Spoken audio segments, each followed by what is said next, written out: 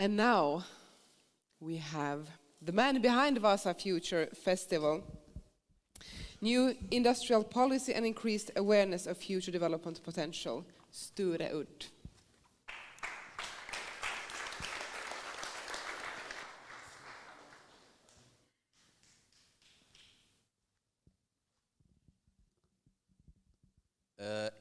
The bridge has to be completed 2035 or 2040. It is not a question, maybe, possible. It has to be there. I will tell you the reasons now. This might be a soft landing to this issue.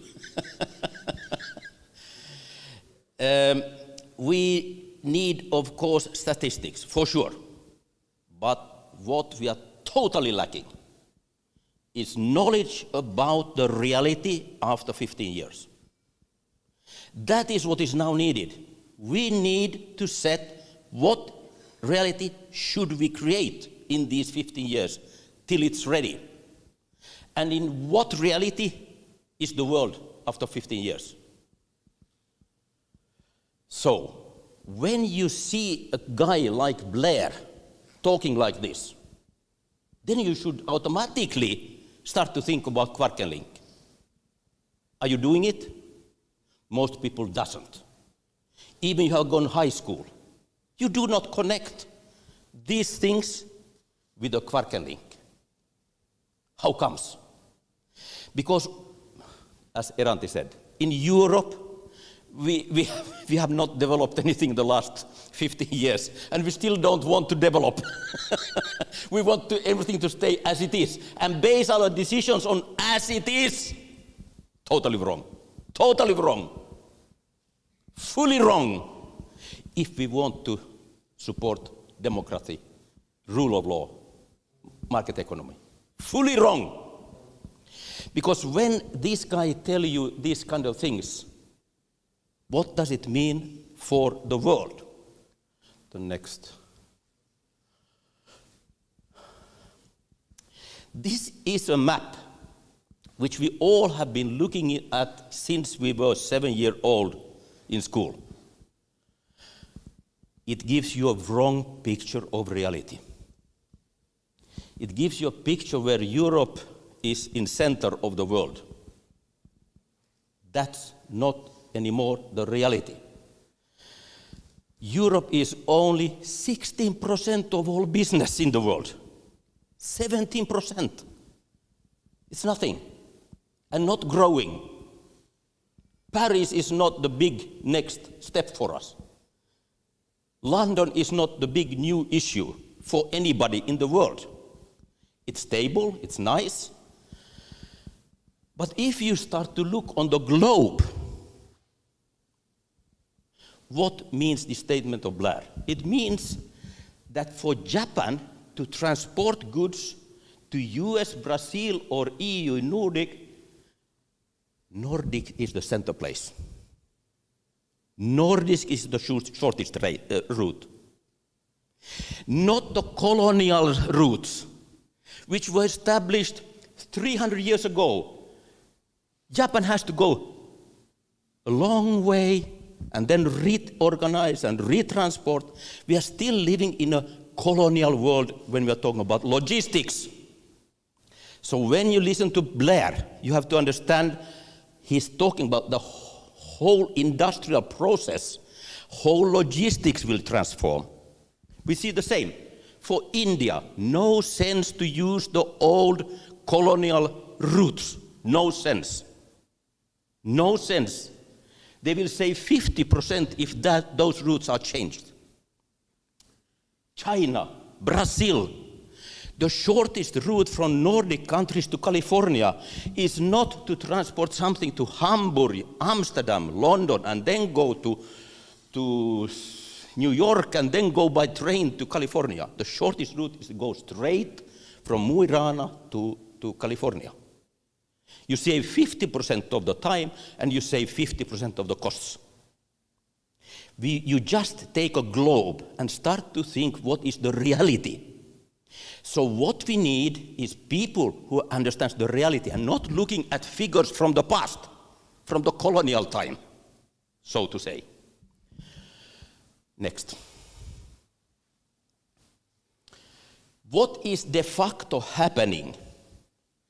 I am sure this is the reality 2040. It doesn't matter if Putin is there now or not. If this is not happening, Europe is over even more. What is de facto happening? Take India, the growing superpower. They are not planning. They already started to build a new route to Europe. All these areas, they don't go through the Suez Channel. It's already there. Those who are now thinking about the connection, KVARKEN link, has to understand what is the reality of the world of logistics and understand where it will be after 15, 20 years. Not to speak about China. We need the connections to Indonesia. We need the connections to Vietnam. We need all these new routes. And de facto, this huge change of logistics has to be calculated in the reality for anything which has to be reality after 15, 20 years. Now, this is part of the story, and we do have companies who already know this. Nurminen Logistics is one of them. Already now knows that the existing reality is not there anymore, and new routes has to be established. Where happened to be that the Nordic gateway is more central and important than Amsterdam, even London. Then we have a totally other issue which is highly connected to this basic fundamental understanding of future. We have been happily, let's say, accepted by God to be the center of a Nordic battery belt, a new center of modern export industry in the whole world. But we have not only the possibility, we have also the responsibility to be a center for modern export industry in Europe, the new Ruhr area of Europe. Why? Those who are thinking about this bridge has to understand that Southern Europe will not be anything the coming 10, 20 years, only bringing problems. Eastern part of Europe, exactly the same. They are Democrats as long as they get money from us. When they don't get money from us, they don't care. Sorry. Those who are thinking on the bridge has to understand what is reality and not thinking on figures from the past. Hello. So we have all the possibility, like happened 2,000 years ago, when the Roman Empire was destroyed, all the businesses stopped in the Medelhavet. What is that in English? Mediterranean. Now it's the same. All the business is stopping there.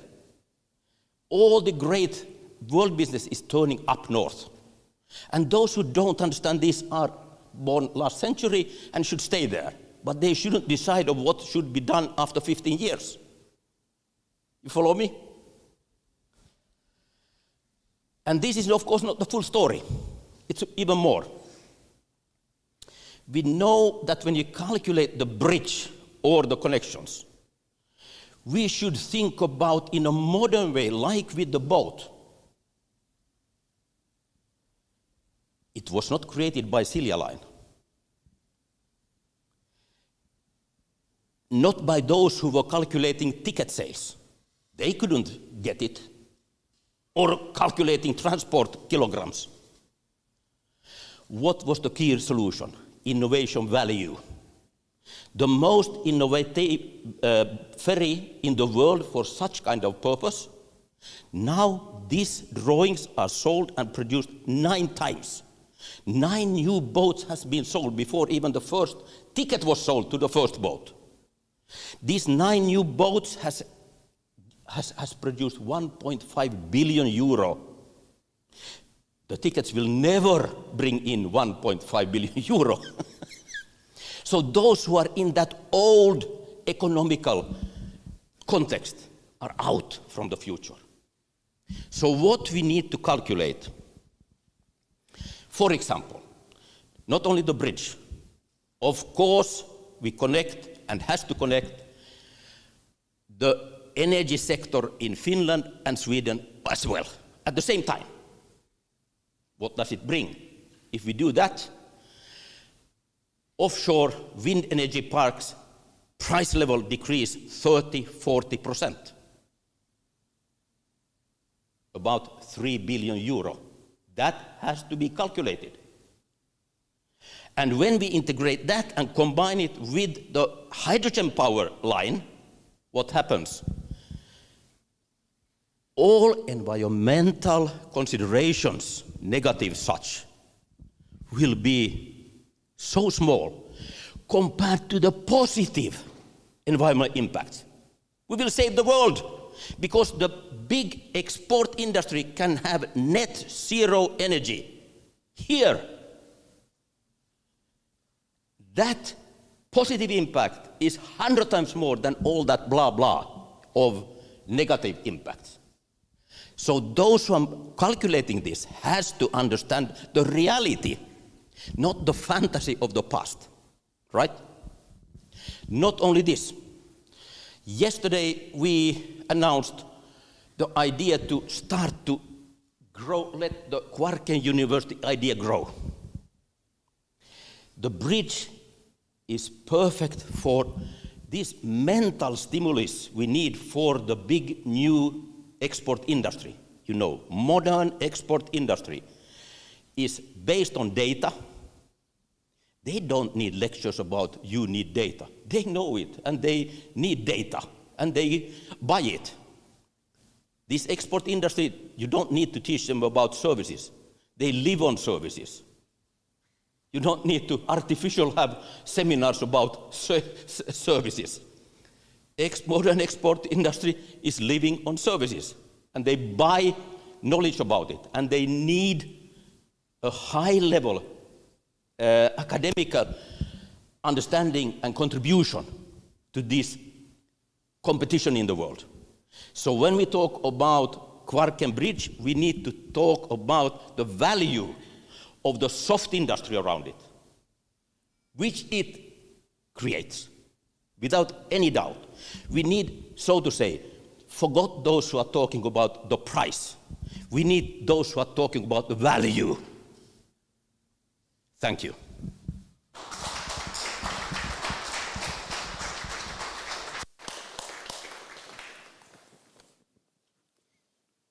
Thank you, Sture. Det var ord och inga visor. I'm quite speechless. Sture, you talked about the responsibility. How would you see that the next step would be regarding to responsibility for the future development? Where is the responsibility today? I think it's very easy. It's in KVARKEN EGTC. If they don't take it, we should fuck them. On the list of the issues which has to be estimated, not on price, but on value, is also security. We went through it yesterday. I just want to those who were not attending yesterday.